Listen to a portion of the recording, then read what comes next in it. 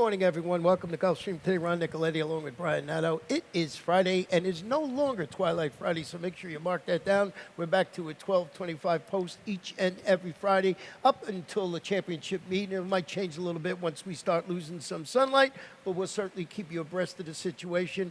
Back here in South Florida, glad to be back with Brian. And I heard through the rumor mill there's 200,000 in the Rainbow Six Bowl. Yeah, welcome back to you, buddy. Good to see you after your little sojourn up north. And yeah, 200,000. We're growing quickly. A couple days you were gone. We had some singles in the last race.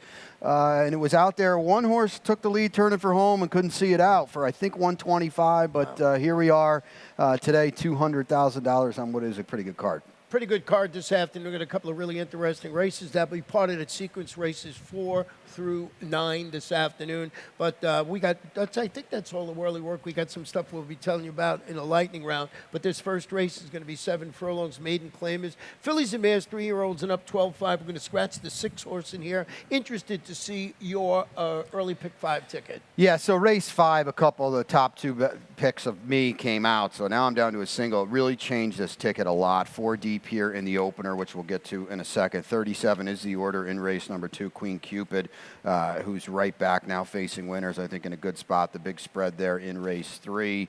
Feline on top, but I'm not sold on the stretch out, so we'll see. And now back-to-back singles. Chipmunk is my best bet of the day, always was a single.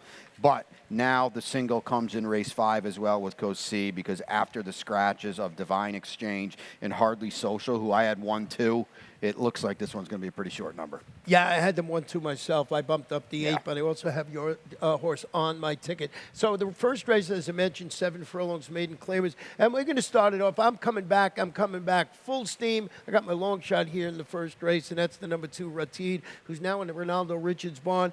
I'm going to tell you why in here. 20-1 in the morning, 9, down to 11-1 right now. This one goes to Ronaldo Richards barn. 4-year-old cuts back to 7 furlongs on the main track, lures the services of leading rider Miguel Vasquez, which has always been a key angle through the summer meeting. I thought this one faced better on the dirt with limited success, but I'm going to cross out those 3 races on the Tapeta. I think it's an intriguing possibility, and I think this horse is worth a little bit of a flyer at a price. I agree with all of it. I mean, I use this horse in my early pick 5. You mentioned Miguel getting aboard is right there. You've got to perk up. He was talked about this time and time again. Miguel gets on horses that might not have a lot of form, and they run for our leading jockey. So I think that's very, very noteworthy. The other thing, Ronnie, too, is that Ronaldo Richards is 23% new additions to the barn from a 30-horse sample, too. So he's got a little ability to move horses up. And as I know that you're thinking, you don't have to move up that much in this race. No, that's exactly it. That's why I thought it was a good place to take a little bit of a shot. I don't usually have my long shot in the first race, but I was certainly intrigued with the fact that Miguel's jumping aboard. You did go with Holiday Princess here, the daughter of Cairo Prince. This one from Larry Bates's barn. Yeah, it's a spread race for me. I just think this one's coming out of the best races. You see the winners of the last 2 races. They were pretty good. They ran off, so it kind of, the margin looks bigger than maybe it really was for at least the underneath. They were fast races for that level that she was running at, and she's got good solid overall form, which is more you can say for a lot of these too. A lot of these horses, especially the 5 Happy's Nice Candy, who comes in off the big race last time, they've had trouble keeping their form. I think when the smoke clears, the number 9 is going to take the bulk of the betting action here, and that's Solaire. And I want to just go back and show you just the start of this horse's race last time out. We're going to pick it up. You're going to see here she is the number 1 horse in here. You're going to just see spots the field, a bunch of lengths there. And I followed it up a little bit because it didn't end right there, and got steadied back once again. So I just thought off of that performance last time out that this horse would run better. There you can see just gets bopped around on the inside. Just didn't have that good early trip. 6-5 that afternoon. Head turned also at the start. I think this horse is going to rebound today. We both have interest in this horse. Yeah, I mean, because this horse has upside. We'll take a look at a trainer stat, too, here for Victor Barboza Jr. on this horse, so it's a good segue. Victor's so good with everything. Check this one out. 43% from a 28-horse sample. Look at the ROI. These are maiden claiming dirt sprints right here the past year. This is huge. And this horse with just 2 lifetime starts, if she can get away cleanly, she's definitely the horse to beat. Number 3, Ransom Reward, is stretching out to 7 furlongs. Shipped down from Tampa and got into the suddenly hot Arnold Dober barn and finished that closing third against similar Lionel Reyes. That's a horse you got to take a second look at. You know, Arnold Dober's probably not too happy that you came back because he won 2 races while you were gone, right? I mean, so the barn picked it up last week. And listen, those 2 races, if you're a figure player, those 2 races are as fast as anybody can do here. I think you have to use this horse if you're spreading. And as you can see, the 7 is currently favored now. Both of us do not have that horse, so we'll see how that plays. And it's great that you can watch the early pick 5. You can watch the board in the first race. That horse ends up being the favorite all along. You may give it a second look. Race 2, 6.5 furlongs this afternoon. Fast main track, claiming fillies, 3-year-olds, 4 and up, non-winners of 2 in life. Scratched the number 6 horse in here, Mi Negrita. And I went with the number 7. I'll kick it off, Brian. This Dignified is the only 3-time winner in the field. Drops to the 20 level after hitting the board in 1 of 2 recent sprints. Those are against 35 condition claimers, Jose Pinchin, Edgar Perez. One of my favorite angles, threw this one right on top. Jose Pinchin quietly having a very, very good meet. Probably gets hurt a little bit because Mi Negrita's got a lot of speed, so she comes out. But yeah, I clearly think Dignify off those last few races, off the class drop, is going to be really problematic in the lane for this group. The number 3, Queen Cupid, is stepping up to face winners after rallying to defeat those maidens for Mr. Peter Walden. Yeah, I mean, it's the type of race where, you know, yes, we face winners for the first time, but coming in off a win, I think, to me, is more significant than the fact that she's got to rise and face winners. It was a good effort last time. I know it was in the mud, but if you draw a line through the Tapeta race 2 back, you look at the dirt fast race 3 back, that was just as good. So I think she's a big, big player on the rise in here. I think the drop, you have this horse too, on the number 2, No Decaf, who's dropping to this level, turning back to 6.5.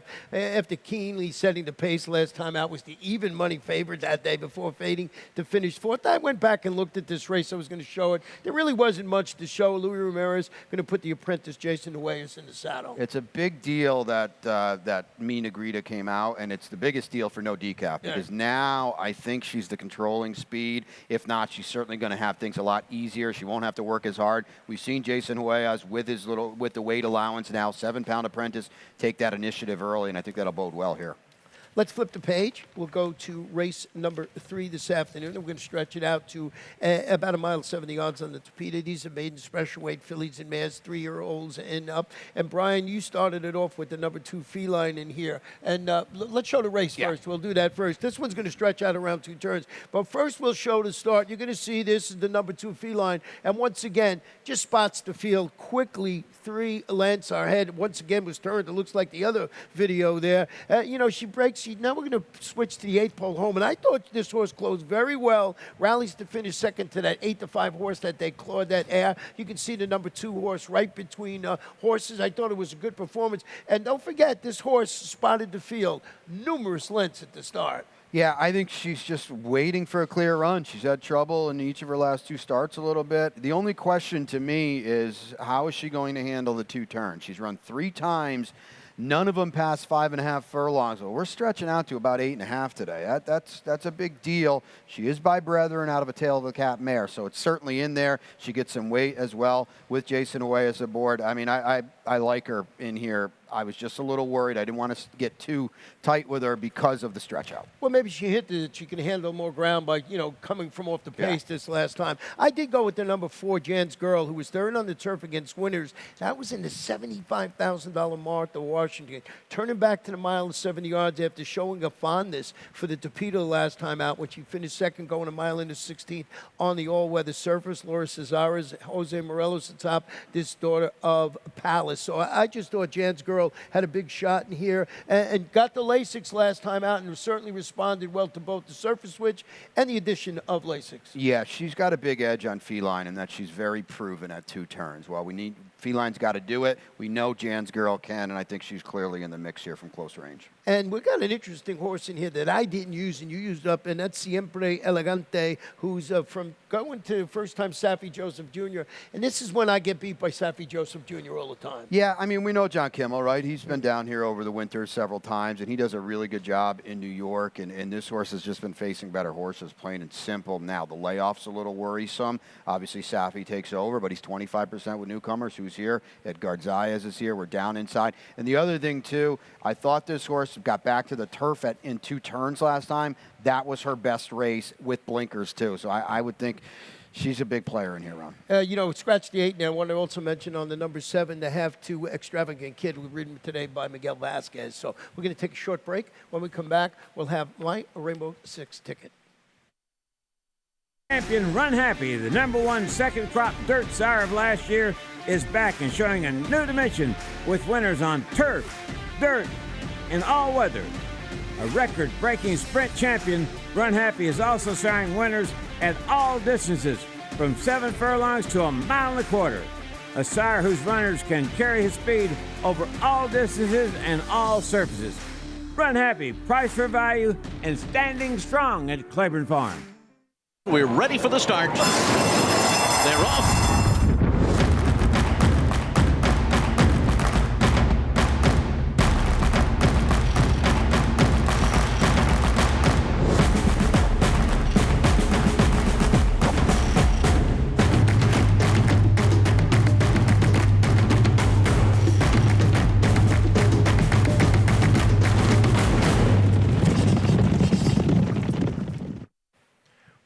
Welcome back to Gulfstream today, Ron and Brian. 4th race this afternoon, full field. Is going to be 5 furlongs, about distance on the Tapeta. Maiden claiming filly, 2-year-olds, $35,000. And as the top of the show, we told you this is where the Rainbow 6 will start with that $200,000 gross jackpot guarantee. 48.60 for me. Got a single this afternoon. We'll talk about this 4th race in a moment. Chipmunk certainly looks like the one to beat.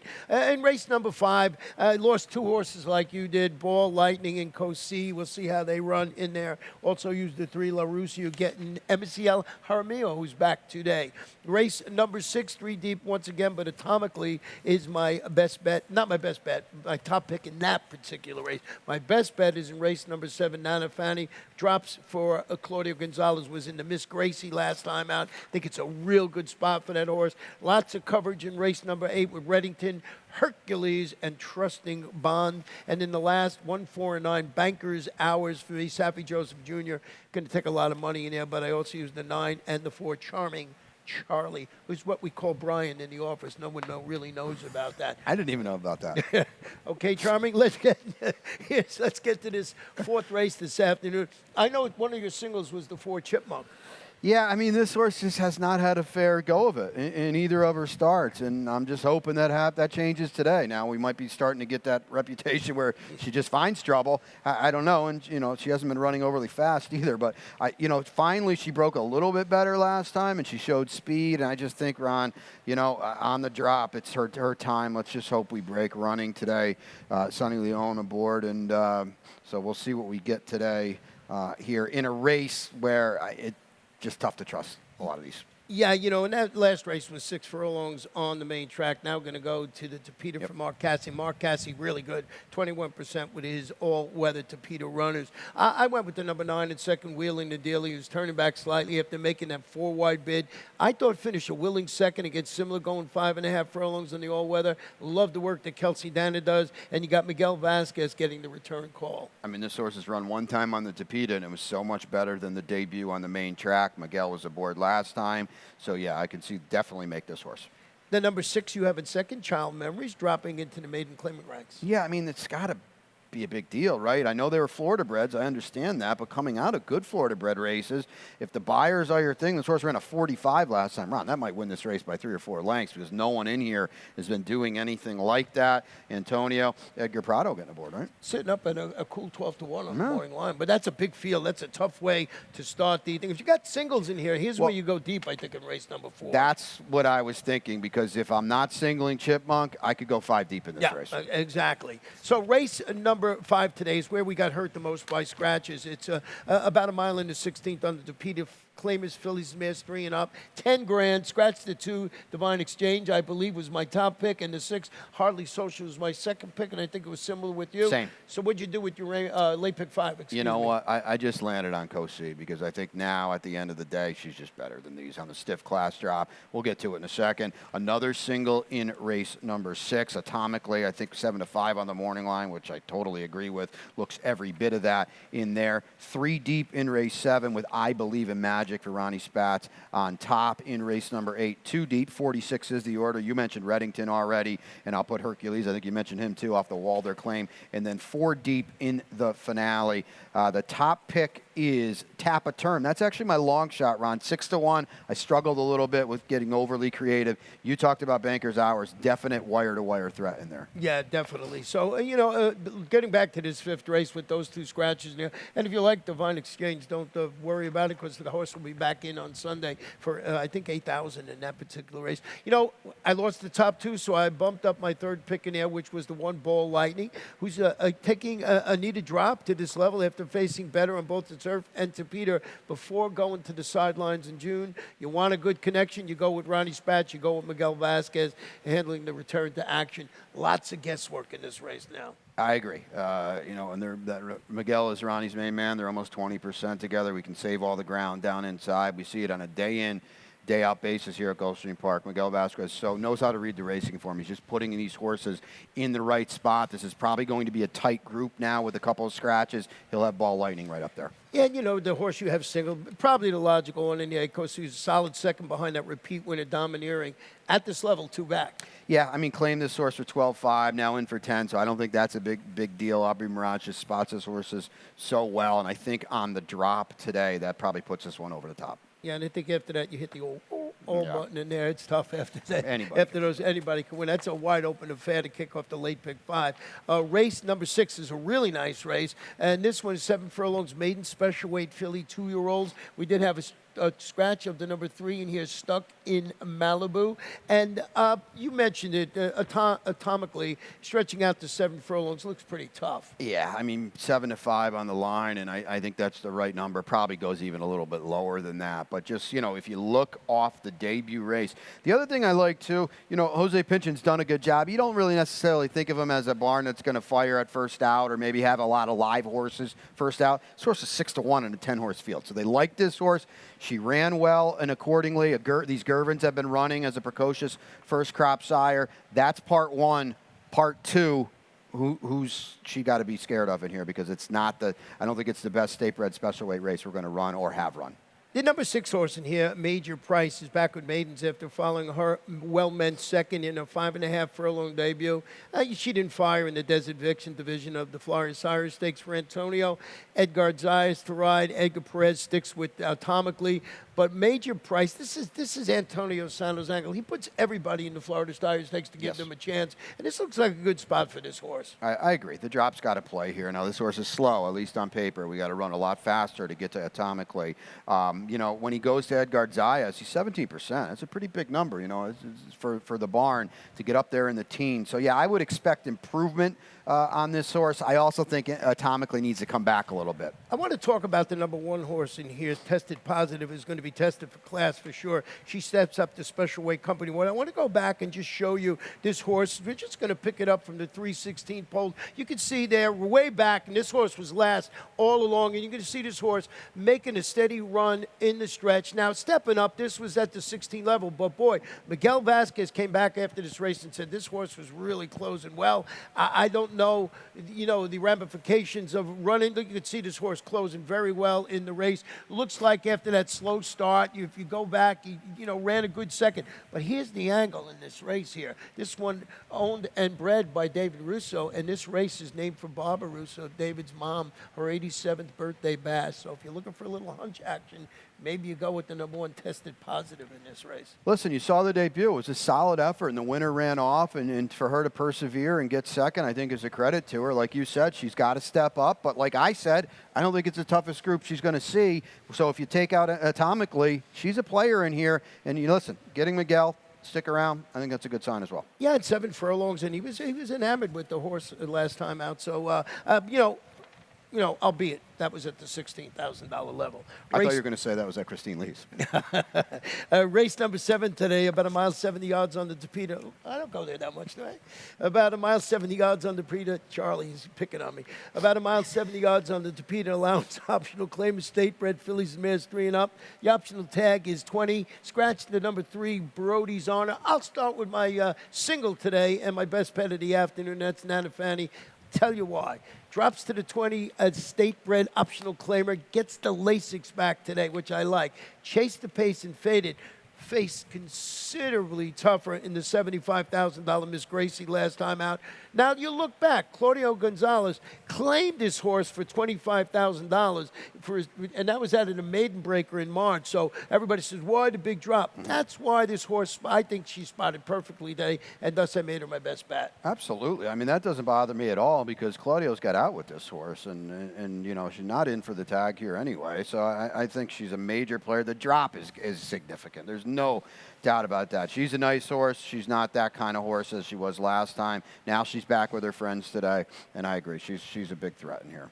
The number 7 you have on top, I Believe in Magic, is wheeling back today after responding good to the surface switch. Yeah, she's lightly raced, and you said it. She got back to the Tapeta last time, or two Tapeta races. She ran 9s on the thoroughgraphs. That's better than anybody's done in here. She's still got a world of upside off just 4 starts. Here's Ron Spatz. Here's Miguel Vasquez as well. Yeah, you know, and I love the fact that she's lightly raced, Yeah. as you mentioned in there. What about the number 1 horse in here, L.E. Gray? I believe you have a stat for David Fawkes. Yeah, we're going to take a look at this. Now, she's got to improve, and she's facing winners, but check this stat out and says maybe, you know what, she can do it. Last out routing at Gulfstream, David's 32% with a 341. So when they win routing, they usually win, or they can win right back, and that's what you're getting here. We're tactical. We're down inside. We can save a lot of ground. Another horse with just 4 lifetime starts. She can move forward for David. Yeah, so the good stat right there. David does a great job. Remember when we first started with the Tapeta, he won every single race, it seemed like. What about the number 2 horse you have a little further down, Mia Camila? Hoping to save more for the stretch drive. She broke from the rails. She went up. She set the pace. Tired to finish 6th behind I Believe in Magic last time out. Jose D'Angelo, Edgar Perez, bit of a speed play for me. Maybe this one can get loose and not win it, hold on for a share. Yeah, the question is what version of Me Camellia do you get? Because the 1-2 back has every chance to win this race. The one last time is probably not even going to hit the super. So what are we getting today? Maybe in hindsight she regressed a little bit last time because the 1-2 back, she ran a 9 that day, a big buyer as well. So she probably paid the price for it. Now maybe she can bounce back for Jose, who's just everywhere.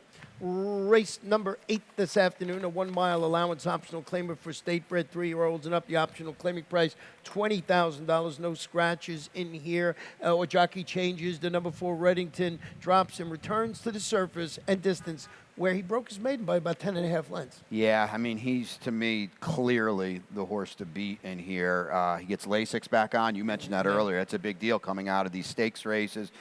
You look at his last 2 dirt races. He's running 7s in here. They're big efforts. The race 3 back, he just runs off the screen. To me, Ron, he's clearly the horse to beat. We're going to both have the number 6 Hercules, who's going to the Peter Waldebon after claim. Just want to show you from the 316 pole home when this horse sort of takes you're going to see right here Hercules going to make a sort of a right turn in the race. The ducks out a little bit. But one I want to see the duck out, but watch the winner in the race. This one comes out too, so they're both like coming down the stretch. And here's the 3 drifting out. The 4 now straightens it out and finishes 2nd in it. So we had lots going on in that race, and I thought both ran well. I don't know how much that little duck out cost the 4 in that race, but I wanted to show both of them drifting out. Hercules looked like he was at Christine Lee's for a Friday night there in the lane.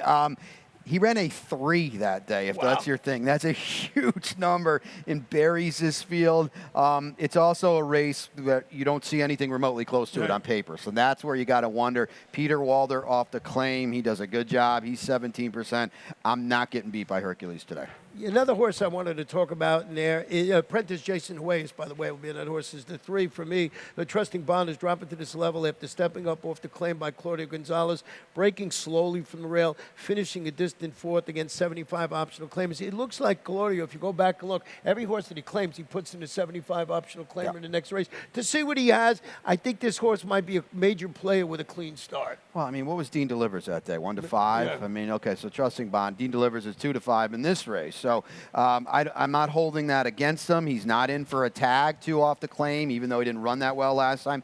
That's a positive, too. If you're thinking maybe a little outside the box, definitely he's playable. And then you got on the outside, who we both have some interest in, and that's Mediarito from Jorge Delgado's barn. Chantal Sutherland ran okay, was beating the favorite last time. It's been taking a lot of money.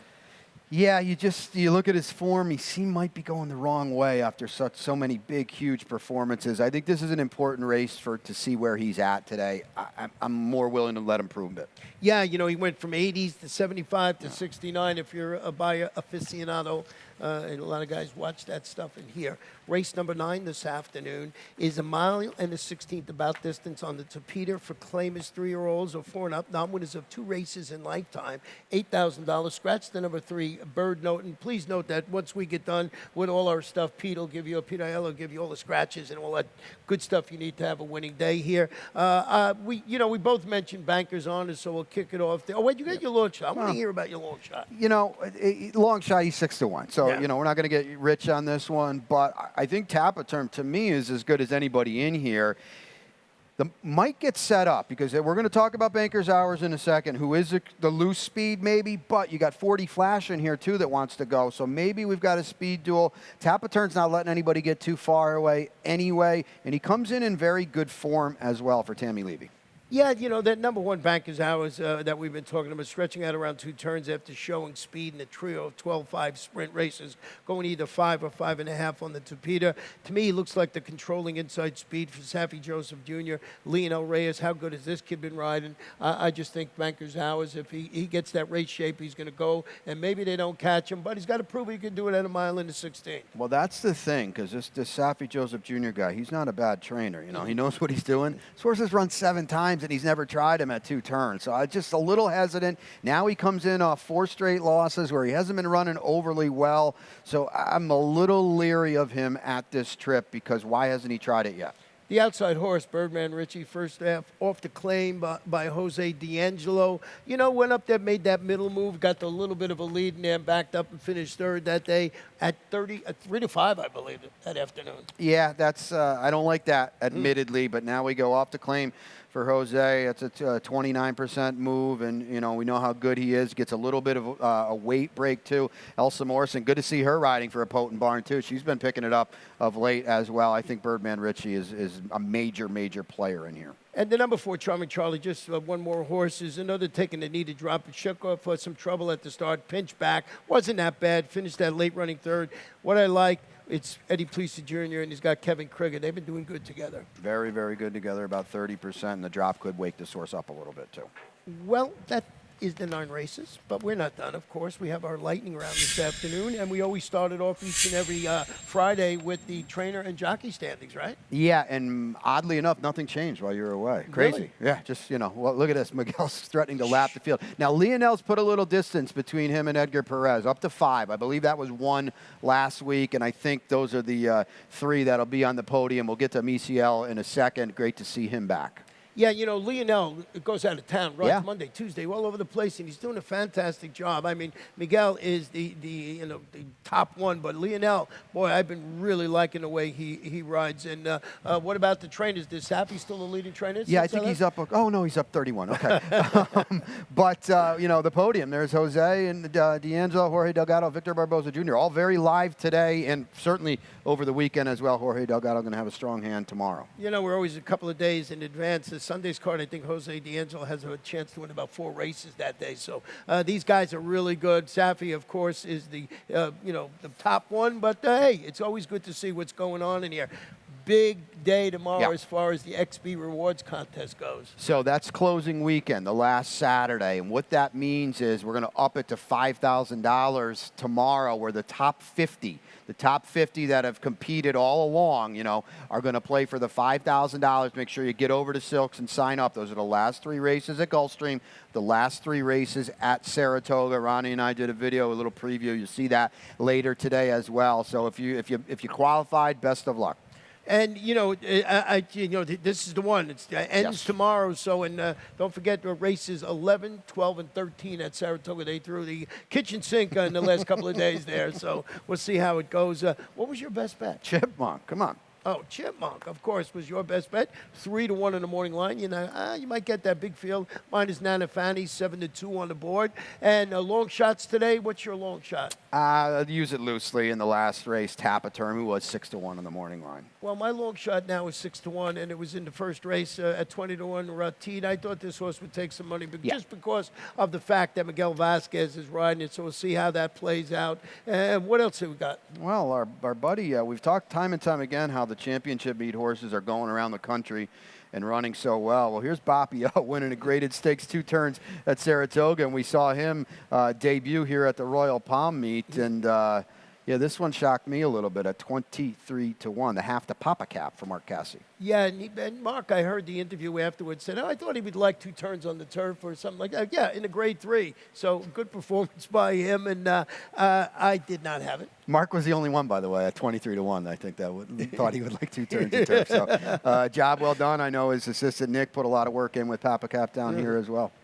Yeah, what else? Oh, Emerson El Rio. Yes, it's been long overdue, so it's great to see him back. Getting back today, I think the first time Amicio is going to be riding, I think it's been July 8th after he suffered an injury. So great to see him back, great to see him on several live horses. And when healthy, he's as good as anyone we have down here. He's still in the top 5, and he hasn't been around for a couple of months. So he's one of the best that we have here in South Florida and in the country. So good to see him back, and excellent rider. So that's it for us. As I mentioned a little while ago, we're going to turn it over to Pete Aiello with the scratches changes, and Brian and I will be out here throughout the afternoon.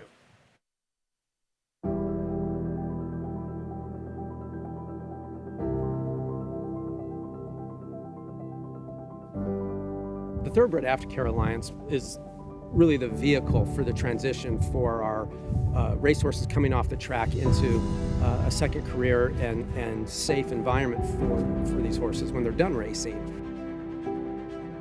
I've been passionate about racehorses my whole life, animals in general, and without the TAA to provide that oversight, there would be a big void in terms of making sure that we have this ongoing safe environment for our off-the-track racehorses.